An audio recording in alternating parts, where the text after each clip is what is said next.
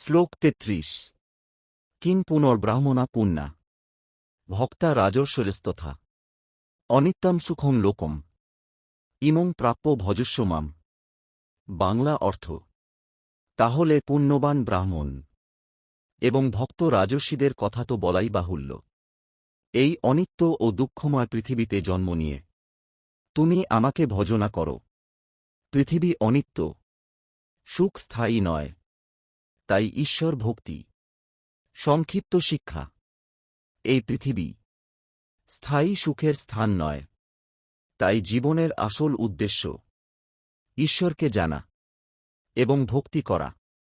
শ্লোক ৩৪। মন্মনা ভব মদ্ভক্ত মদ্দাজি মাং নমস্কুরু মামেবৈশ্যসী যুক্তরিবম আত্মানং মৎপরায়ণ।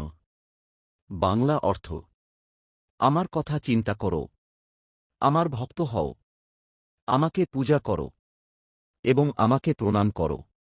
এভাবে আমার প্রতি নিবেদিত হলে তুমি অবশ্যই আমার কাছেই পৌঁছাবে। কৃষ্ণের শেষ উপদেশ: ঈশ্বরকে স্মরণ, ঈশ্বরের ভক্ত হও, ঈশ্বরকে প্রণাম করো।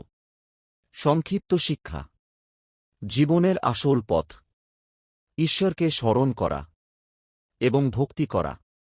তাহলেই মানুষ ঈশ্বরের কাছে পৌঁছাতে পারে।